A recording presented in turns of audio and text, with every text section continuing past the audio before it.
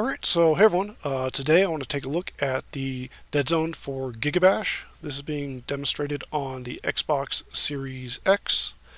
This only uses the left stick to control it, and the Deadzone here is a 25% square or axial Deadzone.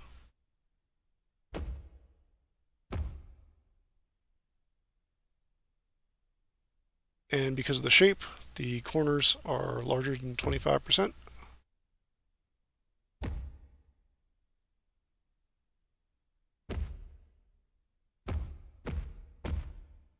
And because it's an axial deadzone, these deadzones apply across the entirety of each axis, which restricts diagonal movement around each axis. So 25% around each one. If your stick is anywhere within this, these blue regions, you'll be moving in perfectly one of four directions. In this case, perfectly right,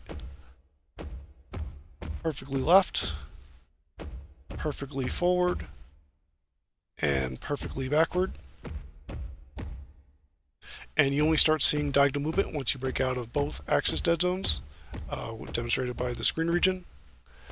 And hopefully the grid, as well as the player circle, makes this a little clearer. But we can see this, since just around the dead zone is most restricted, we can see the diagonal regions and the cardinal region transition very clear.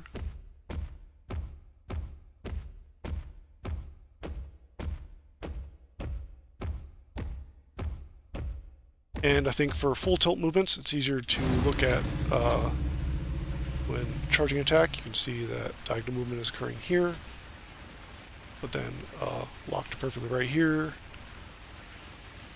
perfectly forward here.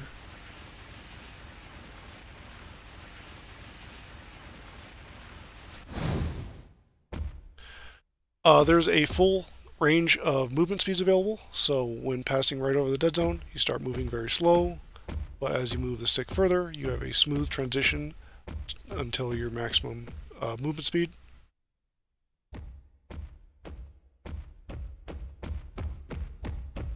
So for this type of game, for the most part, you're going to be moving at full speed and full stick tilt, but it is really nice to have that level of movement speed granularity available.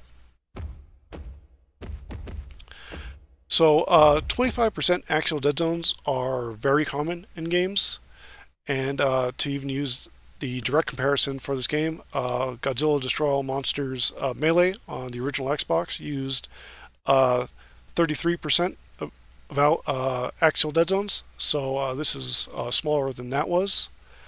But the issue mainly here with axial dead zones is that this angular restriction makes it so that the direction you point your thumbstick in isn't the direction that the character will move in, and this can make aiming certain attacks a little less intuitive than it should. For melee attacks, this doesn't matter too much because you have a pretty wide range for them, but it can mainly affect ranged attacks more, and I'll demonstrate that in just a little bit. But I do want to show Thunder Tross just because oops, their lightning special has a much wider threshold before diagonal movement can begin on it, and it's a little too difficult to actually test, and I don't know how many other characters have similar differences in their dead zone. But I don't know if this is specifically a balance reason or some other reason for it, but I just think that's an interesting tidbit here. But to specifically look at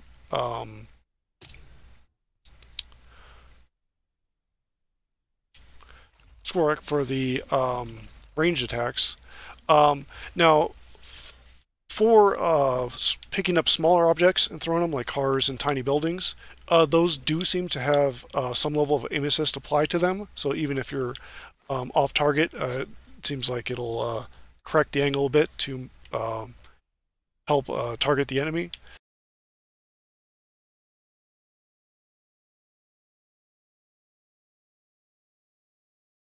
So Squirrel can throw his shell, so this is the same kind of aiming reticle you get for throwing larger buildings or other kaiju. And you can see here the restriction is the same. So if I just trace a circle, you can see that it's locked within these dead zone ranges. And when you're aiming in pretty hard diagonal ranges at an opponent, it's pretty easy to make adjustments because any movement you make is being reflected. But when you're trying to aim at a target that's more around, more vertically or horizontally aligned to you, this dead zone can make it feel a little clunky because you're fighting, you have to make pretty significant movements to break out of this axial dead zone.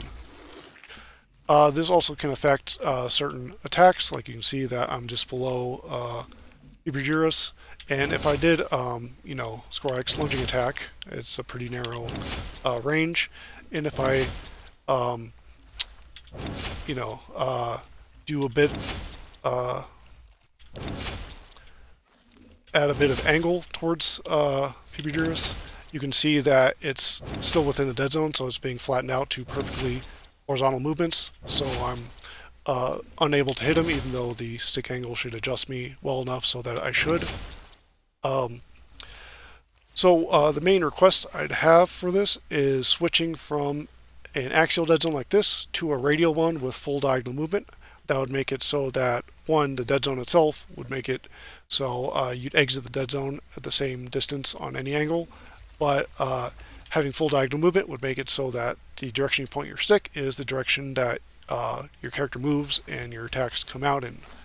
And I'm going to demonstrate what that looks like by running a script where I set up a radial dead zone and then counter the game's dead zone. So that right now, and you can see now that I've switched this to a 25% radial dead zone, so it's the same size, just a different shape. And you can see that movement begins once I'm breaking out of this circle. And to again trace the dead zone, you can see that there's no gap in diagonal movement, whereas just right around the dead zone, with an axial dead zone, it's the most heavily restricted, so most of the stick movement would have been 4 directions. And to look at the aiming again, we can see now that right around the axis is not restricted, so you can make subtle movements right around the axis without any issue. So we have a smooth transition between the entire range of aiming movements. And so this makes it so that I can make smaller angular adjustments like that, and those are being reflected properly without being eaten by the dead zone.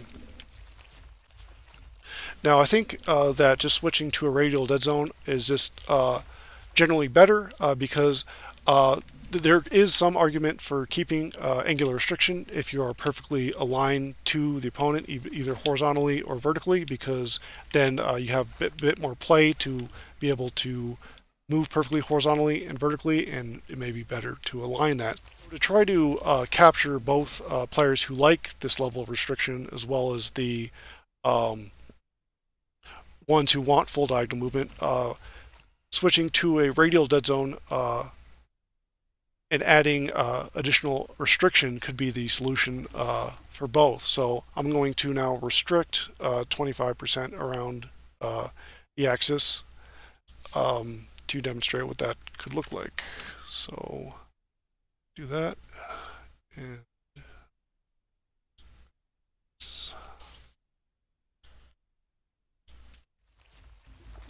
so now you can see that if I move, that it's the restriction is a little different. It's